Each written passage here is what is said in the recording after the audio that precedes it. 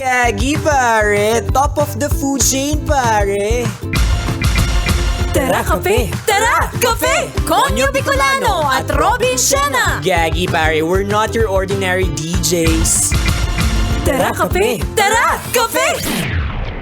Gagi pare, feel good too. Awa!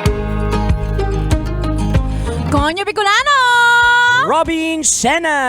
Bilang isang Filipino. Ay, wow, hindi, makabayan. Hindi Pilipino, Filipino. Oo. Oo.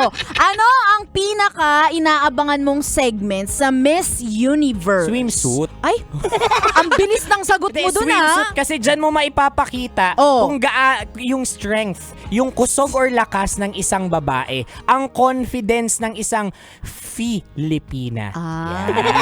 Nabuhat mo yung sarili mo dun Oo. Sa isip-isip ko, sige nga, paano mo ipapakitang malakas ka gamit ang iyong swimsuit? Ikaw kaya, mag-swimsuit ka ng may yung heels mo, ilang inches yun? Oo. Tapos ang dulas-dulas nung stage? Ay, na-try mo? Hindi. Pero, di ba, looking at them, super hirap Awa, nun. sa bagay. Tayo nga, hirap na hirap dito, di ba? Ako nga, sa CR lang. Oh. Sa CR ko lang, madalas ako na dudulas.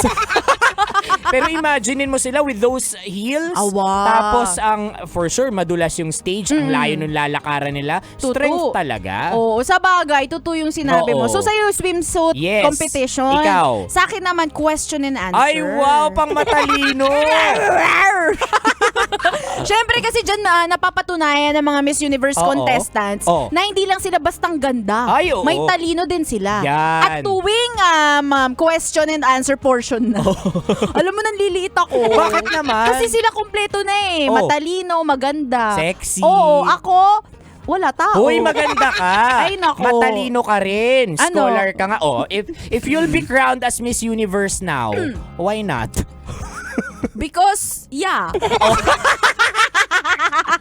Oy, pero Ay, deserving nako. ka dyan. Ako, Kabisyo, kalmahan nyo lang kasi kahit di tayo nakapasok sa top 5, kaming bahala sa inyo. Sige, paano? Ipapasok namin kayo sa sarili naming top 5. Sa Bakit? bagay, di ba? Oh. Ikaw ba, saan mo gustong maipasok? Sa kuweba.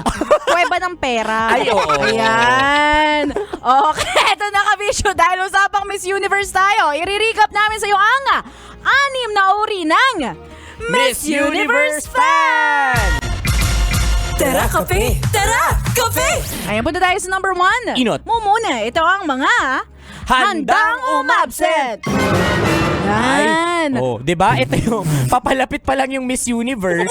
Naku, ang daming nagkakasakit. Oo. Bakit? Oo. Kasi ang daming magfa-file ng vacation leave, Ayan. magsisick leave Ayan. para lang makanood ng Miss Universe. Alam mo yung iba nga kahit wala silang sick leave tsaka vacation Vacation leave, leave? bagay pwede sa kanila yung yung non-payment. Oo. Ang tawag doon? Di ba sa handa silang No paid. no call, no show. Parang ganon. Hindi kasi may mga kumpanyang ganon.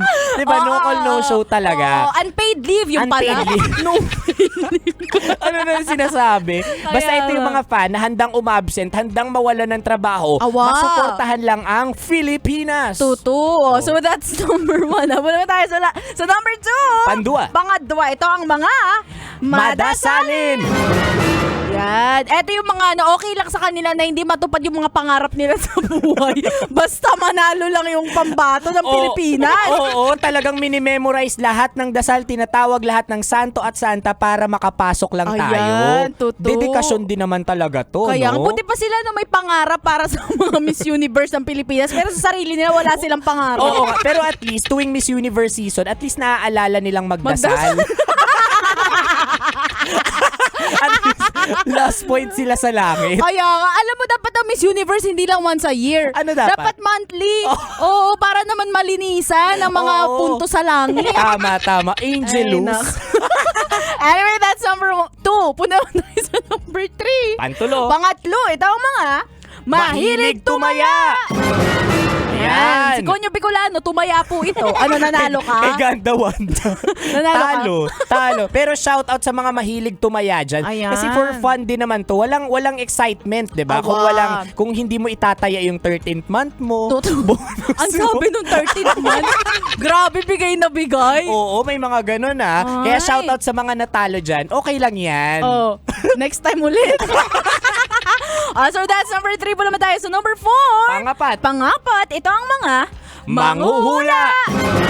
Yan. Eto yung mga biglang pageantry experts. Yes, oo, kahit Diba? wala naman talaga. Oo. O ito yung mga magsasabi, ito yung dahilan kung bakit hindi siya nakapasok. Ayan. These are the points. May mga ganon, may mga sasabihin siyang mga theories, ganyan. Oo. Grabe, sobrang talino niya. Pero, ang problema dito, sa sobrang talino niya, yung thesis niya, hindi niya matapos-tapos. Yun nga yung Oo. pinaka-iniisip ko eh. Bakit kapag Miss Universe lang nagiging matino ang mga tao? Pero pagdating sa sariling buhay, hindi na nagdadasal. 'Di ba? Hindi nag-aaral. Oo. Pag sa Miss Universe, palong-palo. Kaya nga. I know. Anyway, that's number 4. Punta tayo sa number 5. Panlima. Ito ang mga Keyboard Warrior! Ito ako eh.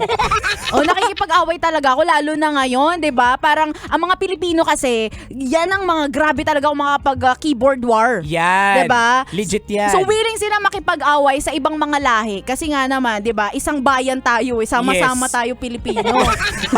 Nakikipag-away kasi sabi ng ibang mga lahi, bitter daw mga Pilipino dahil hindi nakapasok sa top 5. Oo, deserve naman talaga natin. Awa. Tsaka dito saludo ako sa mga Pilipinong keyboard warriors. Oh. Kasi ang mga kausap natin, ang mga kaaway natin dito, mga Latino, mga Yan. nag-English talaga. Dito lumalabas na linguist ang mga Pilipino. O, diba? Oo, mga nagpo-post, gracias per tutupuelo, kipaton per, mga ganun talaga. Diba? Di ba nakakapagtaka talaga? Paano nila nagagawa? At dito lang din tayo nagkakasundo-sundo. Yes, diba? sa Miss Universe. Bukod sa boxing, basketball, Miss Universe. Ayan, pero pagdating ng eleksyon, patayan. Watak-watak. Oo, away-away online. Legit. Diba? Ay, naku, anyway, that's number 5. Punta tayo sa last but not the least, number 6. Pang-anom, ito ang mga Aspiring Miss You!